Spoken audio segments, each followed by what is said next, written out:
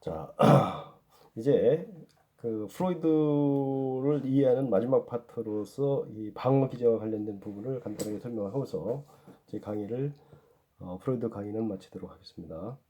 이 방어 기제라는 것은 이 무의식은 아까 제가 그 전 시간에 설명했듯이 핵심적인 것이 뭐냐면 자기의 어떤 쾌락 중심의 그, 그 작용이 무의식의 핵심입니다. 원초적인 본능, 그 어떤 그 원심 같은 어떤 그 욕구의 어떤 출렁임, 이것이 이제 무의식의 핵심적인 힘인데, 이것이 이제 계속 그 외부와 접촉하는 과정에서는 이거 불균형적으로 작동하게 되면은 생존에 상당히 어려움을 느낄 수가 있겠죠. 그래서 어, 이거를 조절하는 것이 이제 이고인데 이고가 지난번에 설명했듯이 슈퍼 이고, 다시 말해서 초자아의 어떤 기준에 따라서 그 이드의 이 작동을 계속 조절해야 되는데 계속 조절해야 되는데 실질적으로 일일이 이고가 다 현실과 맞춰가지고 그걸 자꾸 조절하기가 쉽지 않을 수가 있어요. 그래서 이고 이 무의식이 무의식은 말 그대로 무의식이잖아요. 우리가 의식할 수 없는 상황에서 어떤 행동을 우리 행동에 영향을 미쳐서 전혀 예상치 않은 어떤 이 외부와의 관계 안에서 불균형을 이루고 문제를 일으킬 수 있단 말이죠. 그때 이 무의식이 그렇게 그 어떤 일으킨 문제를 해결하면서 스스로를 방어하는 그 메커니즘이 지금 작동한다는 거죠. 그래서 이고의 어떤 실질적인 개입이 아니라 그거 없이도 자동적으로 이고가 자동적으로 이거를 그 무의식의 어떤 그 행위 결과에 대해서 그를 방어하는 그런 시스템이 지속적으로 작동하고 있는데, 그 중에 하나가 예를 들면 억압이라는 거예요. 이 억압이라는 것은 정말로 그 무의식이 하기 싫어하는 걸 해야 된단 말이죠. 이런 경우에 무의식은 하기 싫으니까 안 하려고 한단 말이죠. 예? 그러면 그 하기 싫어하는 이것이 계속 그냥 무의식적으로 작동하면서 하고 해야 된다는 걸 그냥 생각을 없애버리는 거예요. 이게 이제 억압이죠. 그래서 예를 들면은 자기가 정말 싫어하는 과제가 있는데 이 과제는 내가 잠깐 이거는 해야 된다는 생각을 한단 말이죠. 이거 빨리 과제를 해야지. 근데 이 무의식은 그걸 하기 싫어한단 말이죠. 그러면 자기도 모르게 그 과제를 완전히 잊어버리는 거예요. 그래서 그냥 나중에 왜 했느냐? 숙제가 없었다. 이거는 이 보이지 않는 상황에서 어떤 무의식에 하기 싫어하는 그 과제에 대해서 억압을 함으로써 그 의식의 밑바탕에 그냥 이렇게 잠식할 수 있도록 그렇게 함으로써 스스로의 그런 문제로부터 벗어나는 형태, 이것이 이제 하나의 억압이죠. 또 예를 들면은 자기 합리화. 예를 들면은 이 이고는 담배를 피우면 안 된다는 생각을 한단 말이죠. 그럼 몸에 해롭다. 근데 무의식은 피우고 싶단 말이죠. 이럴 경우에 무의식은 피우고 싶기 때문에 자기도 모르게 그냥 담배를 핀단 말이죠. 그러면 담배를 폈단 말이죠. 그러면 그때 이거 입장에서는 스스로 이제 그 문제를 어떻게 해결하느냐. 이미 이제 폈기 때문에 그를 자기 정당을 하는 거죠. 예를 들면은 누구는 뭐 18살부터 펴가지고 그분이 80세인데 지금도 담배 피우고도 전혀 건강상의 문제가 없더라. 이런 식으로 해가지고 무의식이 한 행동, 이 사회에서 또는 자기한테 피해를 주는 행동을 했으면 그거 자체를 정당화시켜서 합리화시켜서 스스로 그 이 자기로부터 그걸 한 행동으로부터 받은 어떤 정신적인 고통으로부터 벗어나는, 이것이 이제 자기 합리화고요. 그 다음에 예를 들면은 그 언두잉이라고 있죠. 언두잉은 그 취소하는 거, 내지는 원상복귀한다는 얘기 뭐냐면은 내가 예를 들면은 자기 애를 막 때렸단 말이죠. 그 내가 실질적으로 때리지 말아야 된다고 생각했는데 때렸어. 근데 그러거나 하면은 이제 죄책감을 느끼게 돼요. 응? 죄책감을 느끼고 때리지 말아야 된다는 그 상황과의 밸런스가 깨져버린 거죠. 그때 그 이고가 어떻게 행동을 하냐면 음, 더 잘해주고 걔한테 더그 더막 그 관심 써주고 함으로써 자기가 때린 것을 이 원상복귀 하려고 하는 그런 행태, 이런 것들이 예를 들면은 또 하나의 그 방어 기제, 그러니까 다시 말해서 무의식이 한 것을 이고 자아가 스스로 그것을 그 원상태로 이렇게 맞춰서 그 실질적으로 자기 잘못한 것을 방어하는 그런 형태가 예를 들면 undoing이라고 먼저 표현하고요. 그 다음에는 그 부정하는 것도 있죠. denial. denial은 뭐냐면은 내가 실질적으로 했어. 어이없는 일을 했단 말이죠. 그런데 내가 그런 일 안 했다. 내가 할 리가 있나? 안 했다. 라고 이제 부정하는 거죠. 예를 들면은 내가 암에 걸렸어. 암에 걸렸는데 난 암에 관련 걸렸다라고 스스로는 부정하는 거죠. 예? 실질적으로 이 무의식 안에서는 이미 일이 이루어졌어. 예? 이루어졌는데 그거에 대해서 실질적으로 현실로서 받아들이지 않고 내가 부정을 해버리면서 내가 이거는 나하고는 상관없는 일이야. 이렇게 하는 것도 사실은 하나의 어떤 방어 기제 로서의 한 형태고요. 그 다음에는 그 반동 형성이라는 게 있죠. 반동 형성. 이 반동 형성이라는 것은 뭐를 의미하냐면 어, 예를 들면은 예를 들면은 어, 예를 들면은 그 내가 의식적으로는 컨닝을 하면은 안 되는데 컨닝을 하면 안 되는데 무의식적으로는 그냥 어떻게 하다 보니까 컨닝을 했어. 예?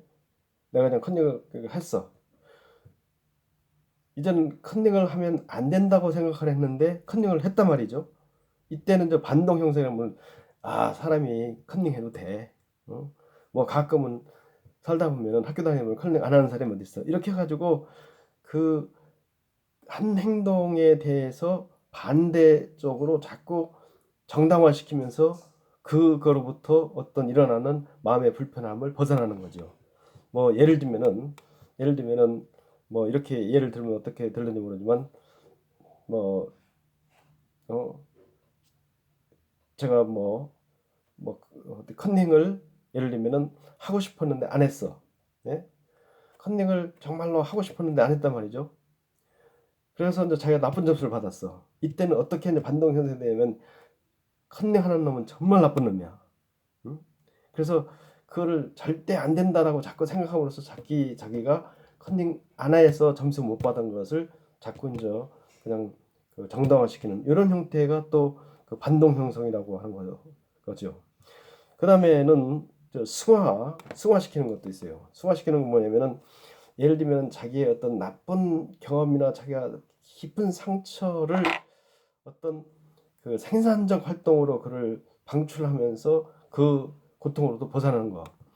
저희 친구 중에 한 사람이 아주 유명한 화가가 있는데 그 친구는 대학 군대 가서 자기 동료가 실질적으로 그 잘못된 그 이 포탄 잘못 터져가지고 완전히 갈기갈기 찢어지는 것을 경험하고서 그것에 대한 고통, 그것에 대한 어떤 그때 당시의 상황이 자기 가슴속에 계속 남아 있는데 그거를 어떻게 표출할 수 몰라가지고 이 친구가 자기가 붓을 들고 그 상황 겪었던 것을 계속 그림으로 표현하고 그때 어떤 느꼈던 아픔 이런 것들을 막 그림으로 표현하면서 스스로 창작 활동을 해가지고 유명한 화가가 된 그런 친구가 있는데 이것이 다시 말하면 이게 이제 승화하는 거죠. 예? 자기 아픔을 승화시키는 거죠. 또 자기의 어떤 옛날에 어떤 죄책감을 승화시켜서 그것을 극복하기 위해서 뭐 큰 재단을 건설한다든지 뭐 어떤 비영리 재단을 운영한다. 이것이 다 뭐냐면 승화의 한 부분이라고 볼 수 있는 거죠. 그래서 일단은 이 무의식이라고 하는 우리의 그 동력, 이 동력 자체는 현실 세계와는 많은 괴리가 있고 극단적인 어떤 만족 내지는 극단적인 어떤 쾌락을 추구하는데 내가 통제되지 않은 상황에서 어떤 행동을 했을 때 이고 이거는 자동적으로 그것을 자기 합리화시킨다든지 내지는 그 남들한테 어떤 이거를 뭐 부정한다든지 아니면은 뭐 억압한다든지 이런 형태를 통해서 또 그거를 자꾸 이제 방어하면서 삶의 안정을 찾아가는 그런 것들도 있고요. 또 이제 마지막으로 투사라는 것이 있는데 이 투사는 그 뭐 여러 가지로 설명도 될 수 있지만 예를 들면은 내가 아주 싫어하는 감정, 싫어하는 어떤 모습이 있는데 주변에 있는 사람이 보니까 정말로 그런 짓을 하는 사람이 있는데 그 사람을 내가 자꾸 미워하는 거죠. 난 이런 거는 정말 싫은데 그 싫어하는 것들을 나는 무의식이기 때문에 잘 모르는데 어떤 사람이 그걸 할 때마다 자기는 그에 대해서 너무 싫어하는 거야. 그러면 절대로 저 사람은 저렇게 하면 안 되는 건데 이렇게 하는 것은 뭐냐면은 내가 싫어하는 내 속에 있는 것을 그 사람이 싫어하는 것에 대해서 투사를 해가지고 거기다가 내가 프로젝트 인 해가지고 그 자체를 싫어하고 미워하면서 자기 정당화시키는 것, 뭐 이런 것들이 이제 투사죠. 그래서 사실은 이 투사라는 개념을 좀 더 확대해서 생각해 보면 우리가 쳐다보는 좋다, 나쁘다, 다 이런 것들은 우리 무의식에 있는 어떤 하나의 형태를 내가 다 투사해서 좋다, 나쁘다라고 이제 쳐다보고 있다는 거죠. 그래서 어떻게 보면은 이 세상은 내 마음에 그냥 그대로 나타나는 거울이다. 라고 이제 설명하는 경우도 있는데 이건 좀 더 확대 해석했을 경우 예를 들면 내가 좋은 건지 싫은 건지 전혀 모르는 것은 아무리 나타나도 좋다 싫다는 감정이 없다는 거예요. 그래서 우리의 이런 모든 삶의 행동이나 이런 것들은 어떻게 보면 이런 무의식에 있는 이 세계가 투영된 거고 그거에 대해서 호불호가 자꾸 나타나고 그 함으로써 그런 문제를 우리가 자꾸 자기 정당화시키고 그렇게 한 것을 방어하면서 우리의 삶을 지켜나가는 것이 인간이다. 그래서 프로이드가 쳐다본 인간과는 상당히 비이성적이고 원시적이고 욕망적이고 그러나 끊임없이 현실 세계의 그런 원시적 욕망을 억제하고 관리하고 재조정하면서 현실 세계와 자꾸